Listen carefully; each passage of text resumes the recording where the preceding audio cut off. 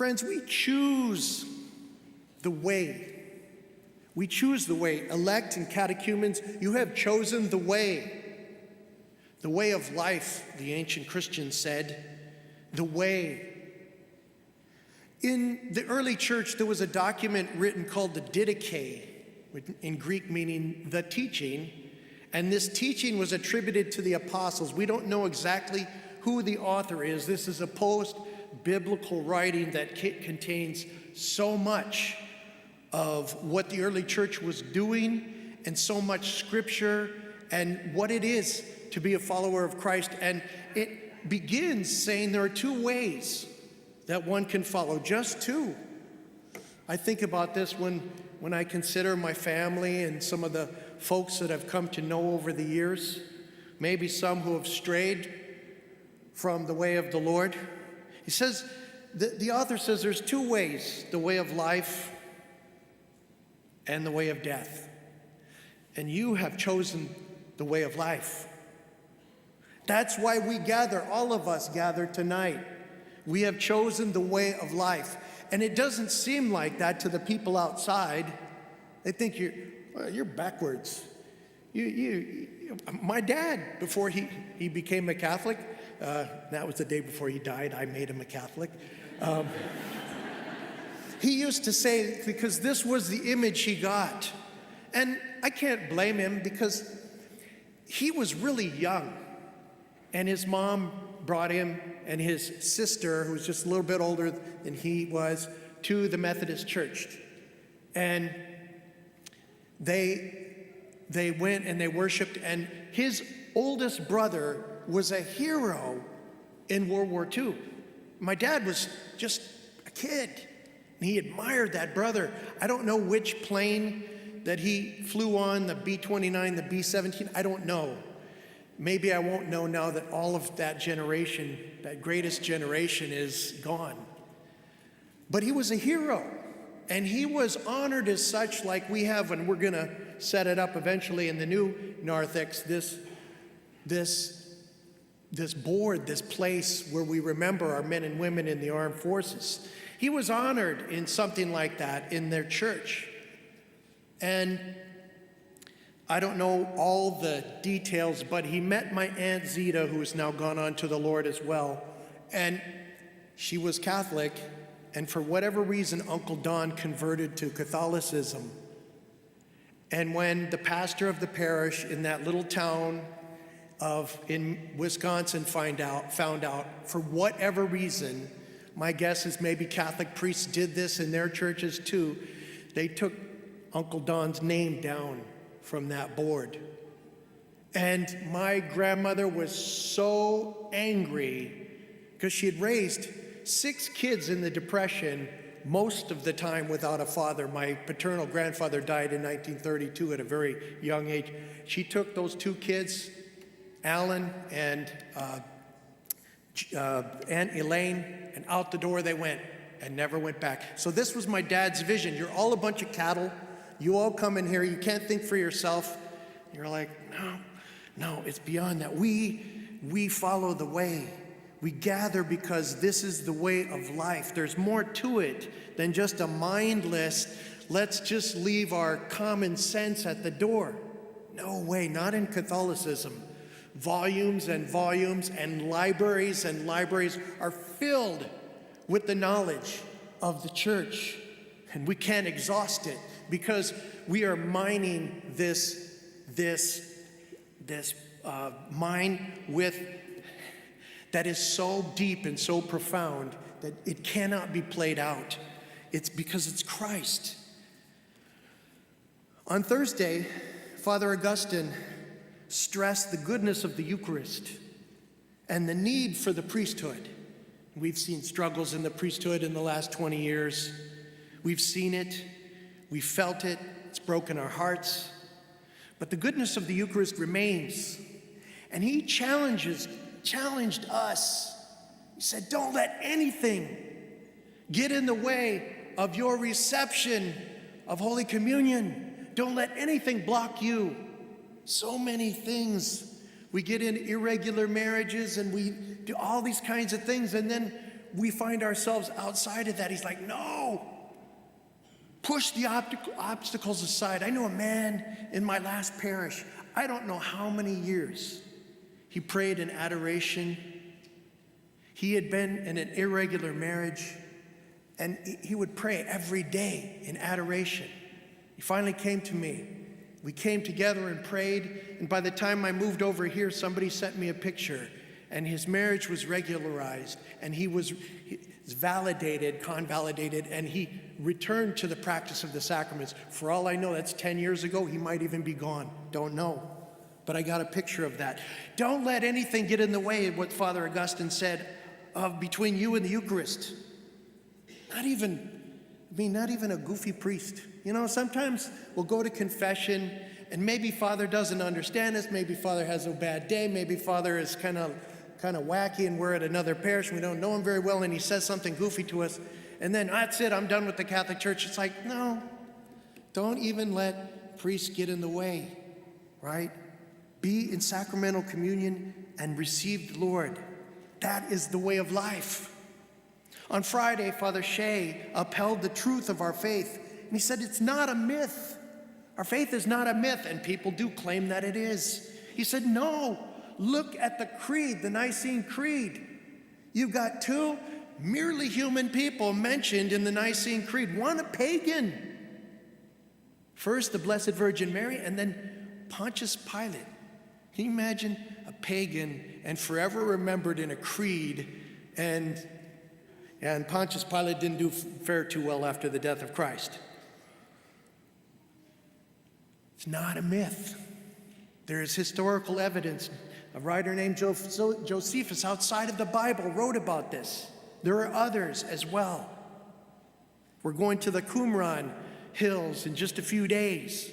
Those are the oldest manuscripts from the Old Testament preserved there. There's even some messianic texts among those. 2,000 years old. We're going there next week, some of us. What is the way of life according to the Didache? You've heard this before. Catechumens, candidates, you've heard this before. And the author repeats it. Love God and love neighbor. Love God and love neighbor. That's the first thing he says in the way of life. And then the second thing is the golden rule. Treat others as you would like to be treated. That's the second thing he says. And then it goes on to bless those who curse you. Love those who hate you. That's not easy. Abstain from lust. Turn the other cheek. Give to those who ask. Giving alms. Do not murder. Do not procure an abortion. Don't perjure yourself. Do not be a double-tongued person. Do not hate. Do not go to an astrologer. Do not lie or steal. This one got me today as I reread it. Do not grumble. How many of us grumble? It's like some mornings you just wake up and you're like, that's the gear I'm in. You hear me grumble? Yeah. And he says, it leads to blasphemy. And I thought about this. In my work history as a mechanic, you know, something doesn't go right, something doesn't go together right, and you begin to grumble, and then we begin to use the Lord's name in vain. We blaspheme. No, don't grumble. It leads to blasphemy, he says. He says, do not desire a schism. And some of this he's directing to catechumens. This is just a little snippet of this document. It's only 35 pages long of the way of life. We choose this way because Jesus rose from the dead. He gave us all this instruction. And then he says, if you want to be my disciple, follow me. Then he's crucified, and you think all is lost. And then, nope. In that quiet morning, with those trees maybe as witnesses, of course, the angels, the stone is rolled back. The tomb is empty. And the women come to anoint him. He's already been anointed, but because he is so special, right? They put 100 pounds of myrrh and ointments on him, and because he's so special, they're like, no. Once the Sabbath ends, we're going to roll the stone back, I don't know how, and we're going to go and anoint him again. And they go and cry at his tomb, and then he's not here. He's risen as he said. He's risen as he said. And that's why we follow the way of life. He's shown us through death the way of life. So what is the way of death according to the Didache and those early followers of the Lord Jesus Christ? Cursing. Oh, we do this all the time. I mean, when we're driving, cursing other people, man, may this happen to you. No, take that back. Take that back. Murdering, adultery, lust, fornication, theft, idolatry. You think, oh, who's an idolater? Oh, sometimes we put money way up there. We put our career way up there, maybe even above our marriage and our child rearing. And we make excuses for why we don't come to Sunday Mass. Oh, I got to support my children. Yes, but we also have to give the Lord his due. Witchcraft, the way to death. And so many of us play with this stuff. We play with the tarot cards. We play with these going to soothsayers and these people that read palms. No, man, we can't do that. When we do that, these demons start to cling to us. And they start affecting our lives. Charms. You know, we can wear the holy medals, but man, charm bracelets, I don't know if those are popular anymore, but they used to be. No, we stay away from that. Lying and bearing false witness against somebody.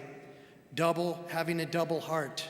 Okay, I'm with these folks, I'm one person, and then when I'm with these folks, I'm another person. And these other folks over here don't even know I'm a Christian. Fraud. I had a friend, and he was following the way, but like so many of us, battled with addiction, and he relapsed in his addiction. And he was selling things on the internet, I don't know exactly what, but it was fraud. And his partner in the business rolled over on him, and he went to prison. And I visited him. He's out. He's been out for a number of years now, but he did 7 years for fraud. And he wanted to get upset. He wanted to grumble when I would go visit him. And he said, you know what? I was drinking, I was using, and this is the punishment for what I did. And he had me send him the Bible and some other Catholic material, and it really helped him through that time. Foul speech. I remember, and I mentioned this the other day, you know, this was a big part of my struggle as a follower of Christ when I first started following Christ. First, using the Lord's name in vain, and then when I was able to step away from that other foul language, and somebody at work pointed it out to me, a Catholic. He himself was not a big churchgoer, but he's like, look at you. You say you're a churchgoer and listen to your language. And it took time, it took prayer. But we can be freed from foul speech as well. And then one of the last things, persecuting the good, those that are trying to do the things that are right. We follow the way of life. Today we celebrate the resurrection of he who is the way. Says, before he goes to Thomas and the others, where I'm going, you know the way. And Thomas says, we don't know where you're going, Lord. This is before the crucifixion and death. We don't know the way, Lord. He says, I am the way and the truth and the life.